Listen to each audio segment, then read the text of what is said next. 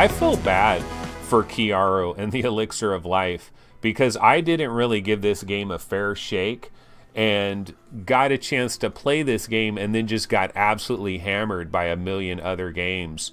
And this one just like slipped into the cracks. Definitely feel bad for Kiara and the Elixir of Life because that is a pretty cool game. Okay, so Prince Alexander in chat says, Anthony, are you sticking to the same format with the new channel? Yeah, as far as I know, I'm just going to stick with this same old deal. This is pretty much the deal that I am able to do on a daily basis. See, I can just turn this camera on, turn these lights on over here, have this mic running, and I can hop on here and just make a show out of nothing, pretty much is what I could do. I could put on some miscellaneous trailers. We could take a look at the Vive subreddit, the Oculus subreddit, see if there's any new stories going on. I could see what people are talking about in chat, and we could just go ahead and do that. D Fierce continues to talk about VR porn. It's the only thing I've ever heard D Fierce mention. VR porn, VR porn, VR porn. And my suggestion for D Fierce, like this is a straight up legit suggestion, bro, get yourself something called the Oculus Go. Get yourself an Oculus Go. It is $199 and download a program called Amaze 3D. And while it technically isn't porn, it is damn close. Some of those videos are damn close. You will actually be blown away, D-Fierce. Trust me. You will be blown away by some of the videos that you can see in Amaze 3D on an Oculus Go. You will see women that are standing inches away from you, dancing and gyrating, doing all these fantastic maneuvers, and it looks like they are right there. It really looks like they're right there. So definitely check that out. Try that out. Of course, we do have Oculus Connect 5. It is coming up next week, and there's definitely some interesting stuff in regards to Oculus Connect 5. Like, what is going to happen there? Do you guys have predictions? Do you believe we're going to get a price for Santa Cruz? Do you believe we're going to get a date for Santa Cruz? Do you believe we will see anything about CV2 whatsoever? Do you think we will get a date for Defector? Is Defector a 2019 game? Prince Alexander says, Creed, time to put on your tank top. No, I think we'll take a break on the tank top stuff. You know what? I got to take a bite. This is Fuji apple. Beautiful, wonderful. This is part of my breakfast. Probably not a good idea to eat an apple during a live stream, no.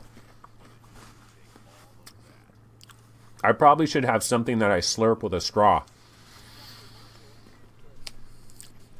Okay, Phil Yarn says Santa Cruz, Defector, and Stormlands. He wants a date for both of those. Oh, he's saying Santa Cruz, Defector, and Stormlands. He would like dates and prices for all three, probably.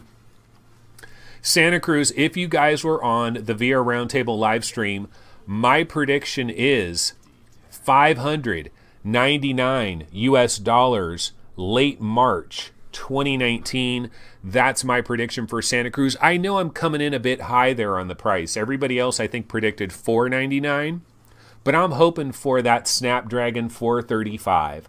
That is my hope. I hope that it comes in pretty kind of high end.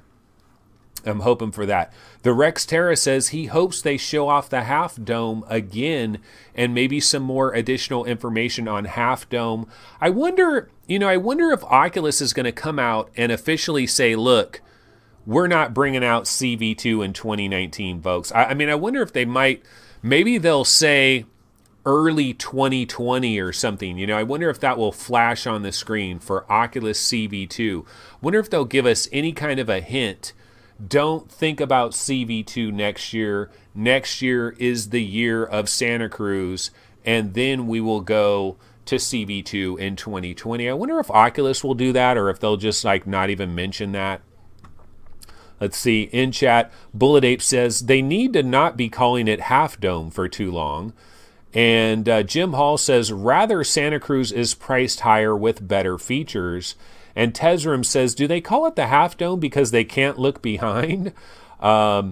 Another thing I'm wondering too is in regards to CV2. See, Scion is saying CV2, CV2, CV2. We need CV2. We can actually go back to Palmer Luckey way back in the beginning. Excuse me.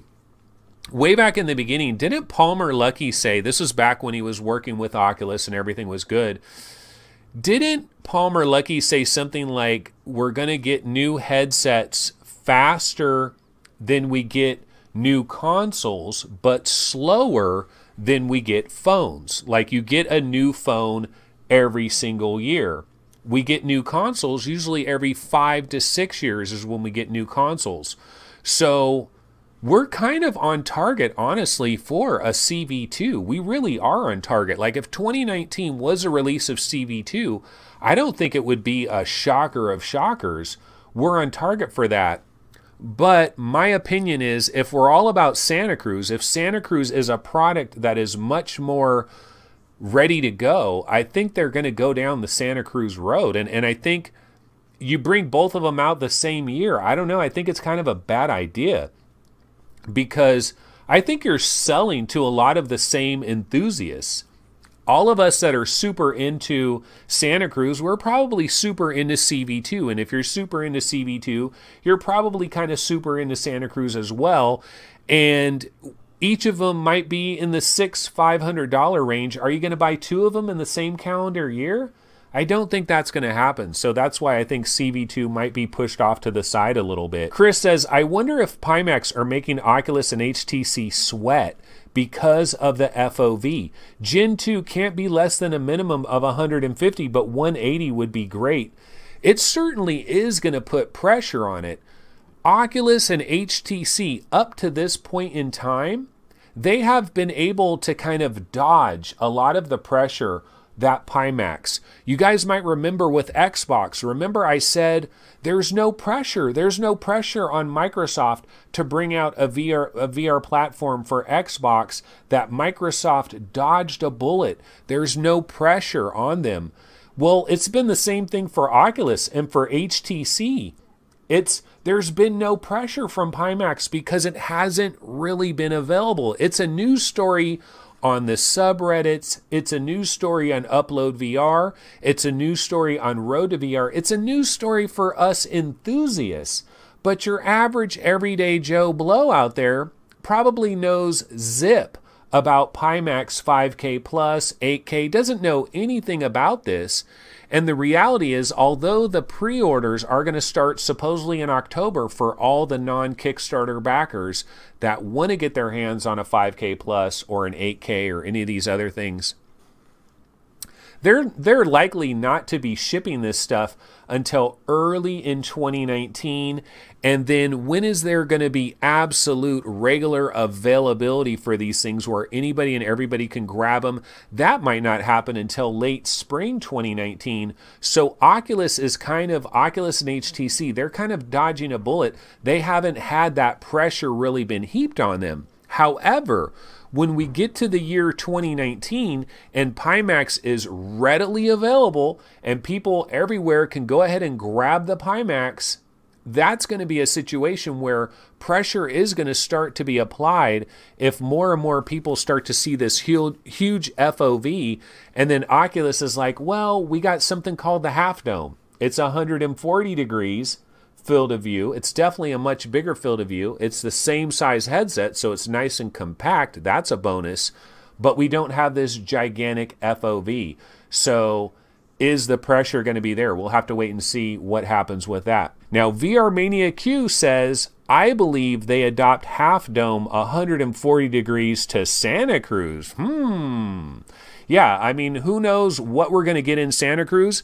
The final version of Santa Cruz, though, if they really do have a final version of Santa Cruz, what I want to see is, like, do they have lenses on the, do they have two lenses on the outside? Can we get some stereoscopic pass-through?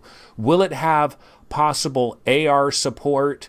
Will it have any of that? I'm kind of curious about that. We know it's going to have 6 degrees of freedom on the headset and on the controllers. Will there be eye tracking? Probably doubtful, but maybe, maybe not. One of the cool things about when a company like Oculus makes a decision and finalizes a product, like when they have Santa Cruz finalized and it is what it is, and this is what we're putting out, and this is what it's going to have, they're locked in. They're locked in for multiple years. Santa Cruz likely will have a lifespan of potentially 3 years, of a major lifespan of about 3 years.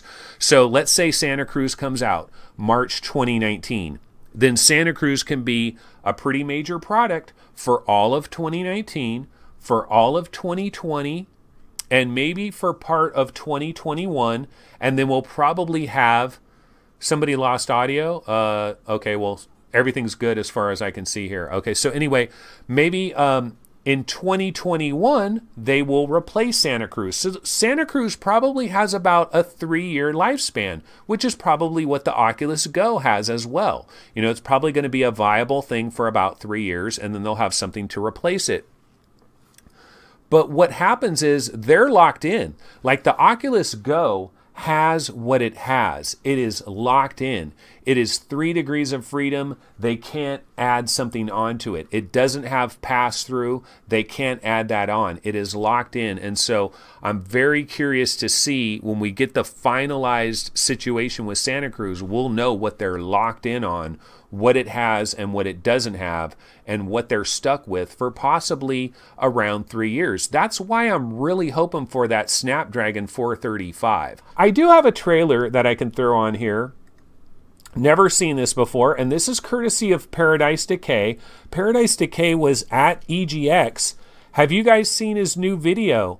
It's pretty cool because I never saw Paradise like visually, like what he looks like and stuff. I thought all of his videos were mostly just him talking, but he has a new EGX video where he's at EGX. Here he is. Yeah, this is one of the trailers that let's check this out and we can talk about it when it's over. Galaxy. Now, several millennia later, the Roman rulers of the stars are the architects of the galactic arena, where the ancient traditions of gladiatorial combat are still played out for their entertainment. Enslaved frontline warriors from fallen worlds, known as Vanguards, are forced to do battle to the death, to regain their honor, their glory, and a chance to win the ultimate prize, freedom. Vanguard, the cross-platform multiplayer game. Play on PC, play on mobile, play in VR. Win your freedom. Vanguard, join the team, shape the game. So yeah, this is Vanguard, fight for the Rudiarians or something like that. And this is cross-platform. It's a cross-platform multiplayer game. So this is probably going to be available on Oculus Go and on PC. And looks kind of cool. I mean, obviously we can tell the graphics have kind of been reduced quite a bit because, you know, it's designed to work on mobile. So you might be able to play this on your Go and on your Rift and on Steam. Multi-platform. Looks kind of cool. Don't know too much about this. It looks like it's kind of trying to compete a little bit with what In Space. You know, we got In Space already, but this is looking to have the cross-platform play. So that looks kind of cool.